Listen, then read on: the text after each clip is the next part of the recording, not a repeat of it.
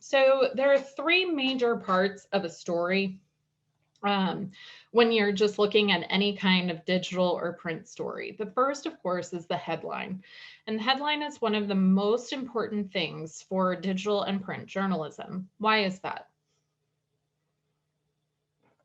If they don't read the story, they at least read the headline.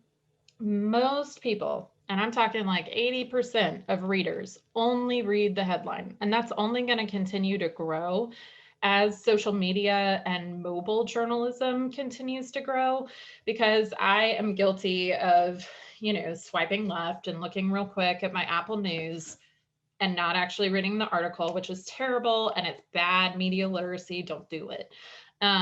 But the important thing is that your headline is what draws in the reader. It should provide enough information so that someone just briefly scanning kind of understands what's going on. But you also don't want to give too much away either, because there are definitely those stories where I'm like, okay, I read the headline, now I know what's going on. And so it's this tricky balance of how much information do you put in it and how much information am I going to tease to keep the reader interested. Now, the lead is the second part of the story, and this is typically the first sentence or first paragraph of your story that really is meant to engage the reader. And there are many different types of leads, which we're going to go into. But the lead is the second most important part of the story, I would say. It vies for first place with the headline becoming a little more important just because most people only read the headline. But the lead is really going to be the determining factor of whether or not your reader continues to read your article. Because if they're not hooked and interested by the lead, then they're not going to keep reading. And that is like a scientifically researched fact. So getting good writing within your headline and lead is critical, especially for digital and feature journalism. Now, again, most readers will only read your headline and maybe the lead. If those are good and those are interested, they will continue reading. It doesn't matter if your article is 5 pages long. If you get the reader hooked, they will stay. And actually, research shows that as well, that a good lead can be the difference of someone staying 5 seconds on your story and someone staying 20 minutes on your story. So leads need to tease the audience. You don't want to reveal everything all at once. It's kind of like, I don't know if your parents used to say, like, don't give away the milk unless they buy the cow kind of thing. Or no, don't, how does that phrase go? I obviously don't have a teenager yet. Don't give away the cow when they'll buy the milk, or I don't know. You know what I'm saying, right? You don't want to give things away before they really invest and buy into your story, because you're working to capture their attention. So there are many, many different types of leads, just as there are many types of organization. The most common and the one used in inverted pyramid style of writing is the summary lead. This is the basic who, what, where, when, why in the first line. And you're really answering all of those things in a summary of what's happened in order to get them the information that they need most quickly. This is primarily used in hard news to tell the reader exactly what happened, when it happened, where it happened, all of the key details. But the problem with a summary lead is that you've just given away everything, right? And so there's very little question left to engage the reader and make them continue. So a lot of feature and digital journalism relies on soft leads. Soft leads is like a broad umbrella category of leads, and these are introductions to stories through narratives, through compelling the audience to read to the end. These leads are usually longer. They're broken up into short paragraphs, what we call graphs. And the main lead of your graphs is called a nut graph, and we'll talk about that here in a minute too.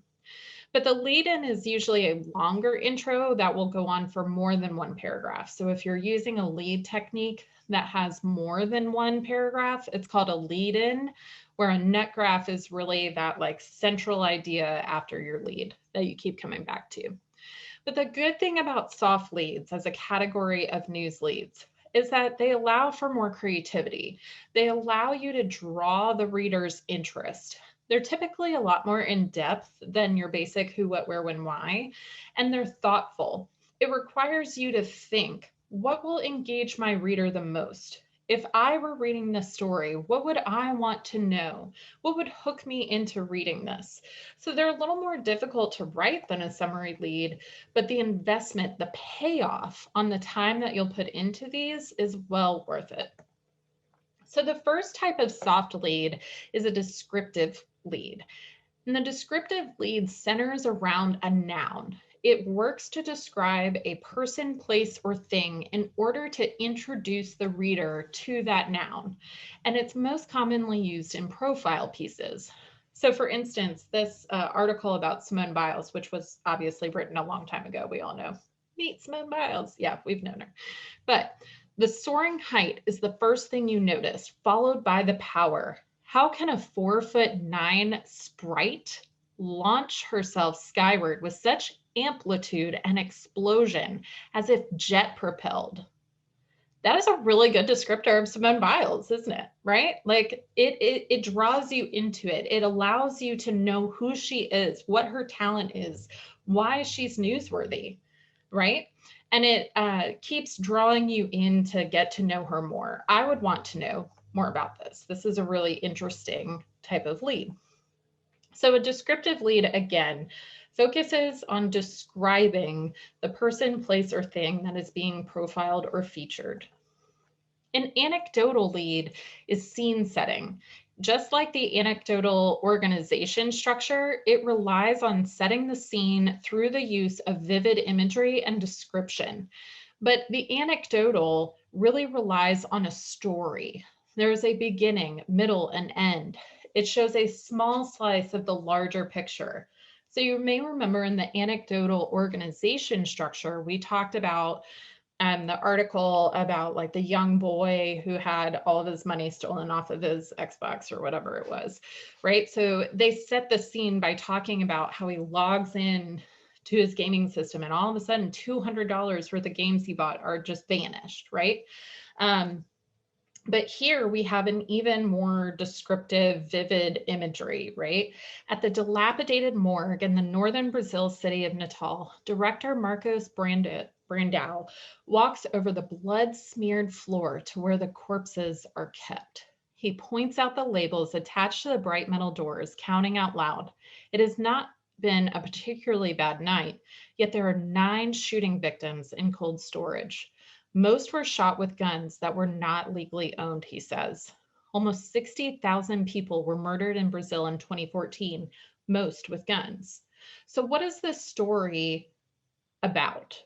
What is this actual article from NPR about?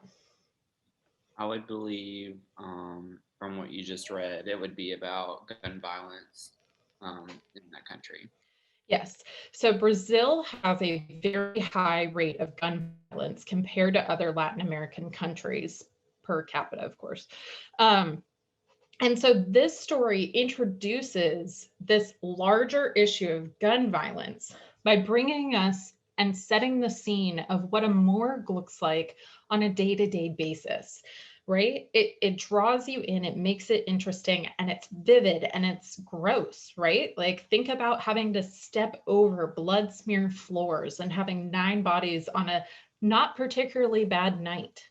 It automatically is the anecdote for what this person goes through, or the anecdote for what this person goes through day to day, right? And it draws a small picture of the broader issue of this country.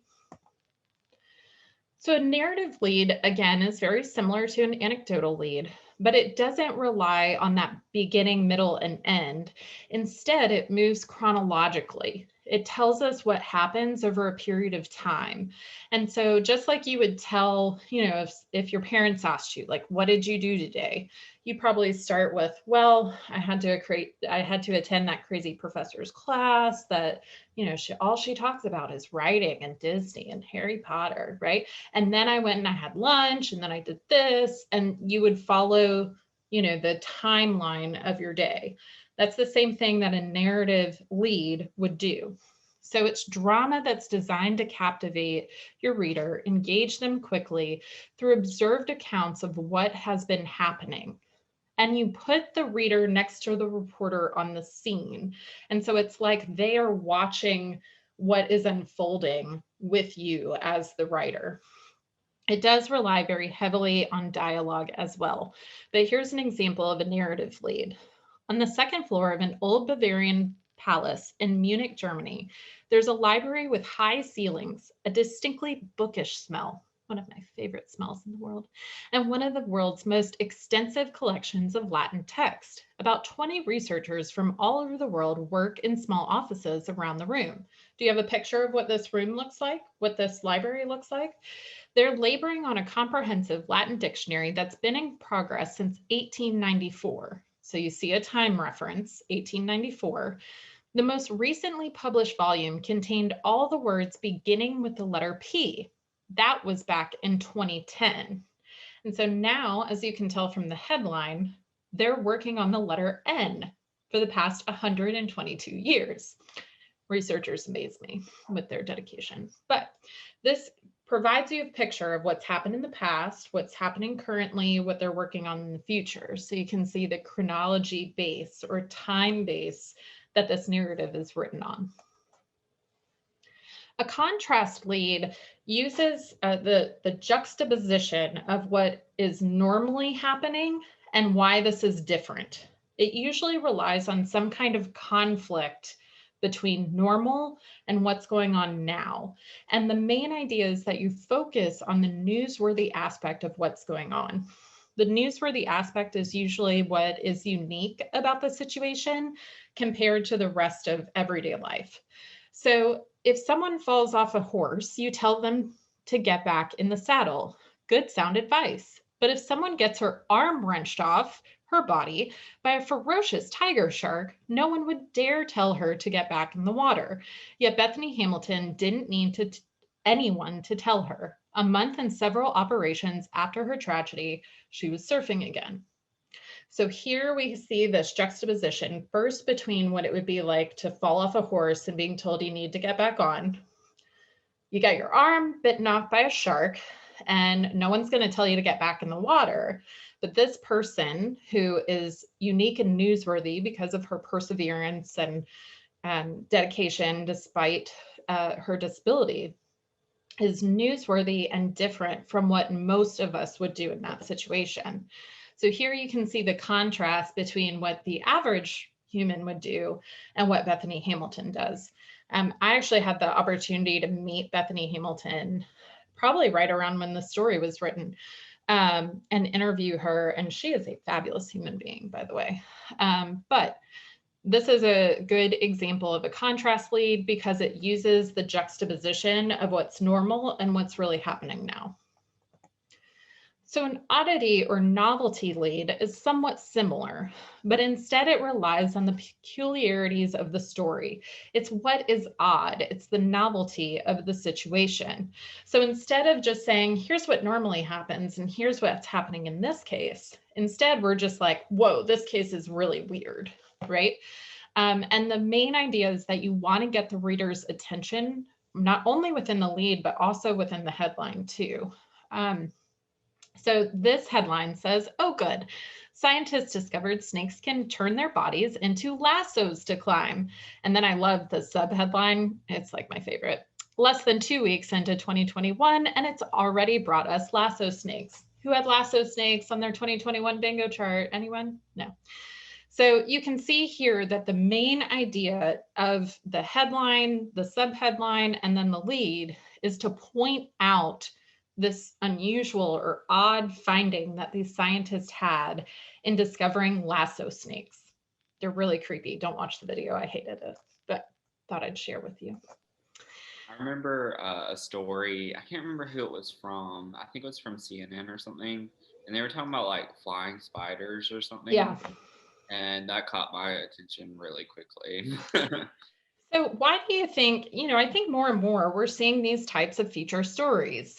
Some of them are scientific in nature, like this one. This one was actually like people who study snakes. There's a term for them, but I don't know. But researchers actually discovered these snakes in the rainforest, and they saw them do this like lasso thing. And the thing is, they climb like these large trees by wrapping themselves around the tree, and then they tie their tail to the other end of their body so that they can then wriggle up, and it's just creepy. But anyway, it was really interesting. But we see tons of oddity and novelty features. Why do you think that is? I sort of think this may not be the main reason, but it's sort of like a little break from the usual news, especially maybe now. Mm-hmm. And some people really like that, and they don't Yeah. always want to see political news or disaster news. They want to see news like this. So I Yeah. think it caters towards or it includes another type of reader, which I think is wonderful. Yeah. What else? So they're a break. Most features are a break, from reality. It's But like why else? attention grabbing. It's Everybody's attention interested. grabbing, right? You're like, oh God, snakes that turn into lassos? Ew, right? And you automatically want to stop and figure out what that is. And there has always been a news value of oddity or bizarre or novelty, whatever you want to call that news value.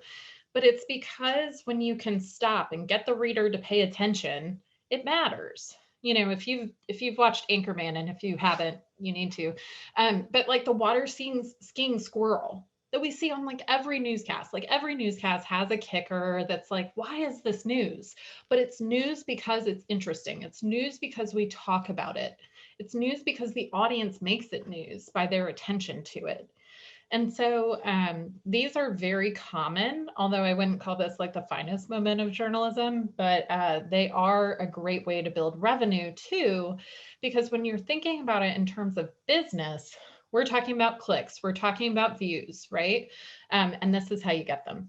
So I think it also like differentiates. Let's say like you work at CBS 42 and you have this story, and Fox doesn't have this story. It sort of maybe even brings in like an audience. I don't know. Yeah, absolutely. Well, and most feature stories are meant to be that differentiator between the hard news that everyone has. Everyone's going to have, inauguration coverage, but features allow that coverage to become different and unique. So a teaser or mystery lead are really fun. I love writing these leads, but they build suspense, and they take unconnected details that then the body of the story has to resolve. So the end of the lead has no conclusion. Like after you read it, you're like, wait, what's going on? So his last meal was worth $30,000 and it killed him. And then they like go into the actual like hard news of the story. But what actually happened was the man was trying to smuggle cocaine by, eating cocaine filled condoms. And then they go into his gut, and then he passes them and things. But the condoms split. And so he overdosed on cocaine. But like, what a suspenseful way to be like, wait, what? How could a $30 or $30,000 meal kill him? So the idea again is to grab the audience's attention and keep them engaged. If I just said, a drug smuggler died today from overdosing on cocaine, you're like, okay, cool. But I mean, not cool. But in the way that you write this, it might get more attention. So another type of lead is to focus on a person. This is very similar to an anecdotal lead, but here you're using it to represent the larger issue. And typically it's to talk about very complicated issues through the eyes of one person who's being affected by it. So where an anecdotal, can just be a smaller piece of the puzzle, this actually relies on a person. So again, there's a lot of overlap between anecdotal and focus on a person leads. But this story is all about the very first person to be diagnosed with COVID-19 in America. And so they talk about his experience as being the first, right? And so that, that's very interesting, of course. A zinger lead is one that is fun, punchy, captures attention. It's engaging, but it's it's got to be very short. It's got to be concise. It's easy to read. And Edna Buchanan is a crime writer from back in the day. She's very well known for her crime writing, but she used to write the best singer leads. Bad things happened to the husbands of Whittle Elkin. She was on trial for murdering multiple husbands, right? But like, that's something that gets your attention quickly, that you're like, oh, whoa. And a zinger is just meant to be that like quick punch to get you interested in the story very quickly. So the things we don't want to do with leads, we've talked about different kinds of leads, but we don't necessarily want to use quotes for leads. And the reason for that is most quotes are not explanatory enough, they're not powerful enough to really introduce the reader to what's happening. You want someone to be invested in your source before you actually provide them the source.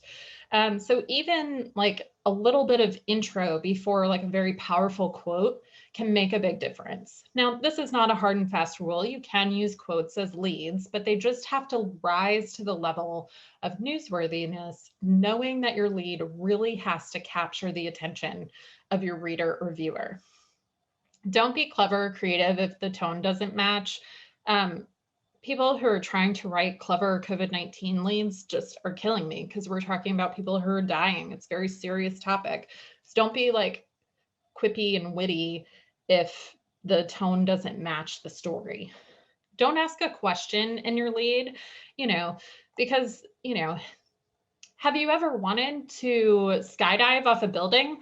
My answer is no, I have not. And so you've automatically gotten me out of interest of your story. Where if you were talking about someone who was base jumping, I might find that interesting, but I myself don't want to do it. So questions often alienate the reader. And typically, especially if you're not answering the question right away, it really fails. And then don't use cliches. Cliches are terrible. If you ever watch Johnny Vosot, he's like a satire reporter, and he makes fun of all the silly things that broadcasters do. Just don't do it. It's bad. So now the nut graph is the part that goes below the lead. It's the central component of the story. And in one paragraph, you're transitioning from the lead to tell what the story is really about. It's the main idea that all the other pieces of your body of your story should connect to. It needs to explain three things. It needs to explain how we transition from the lead to the central idea.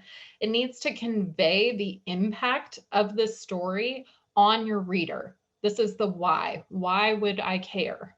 And then it needs to explain why it's being told right now, why that story is timely, and why I should care about it right this instant. So all paragraphs below the nut graph need to then come back and connect to the central idea.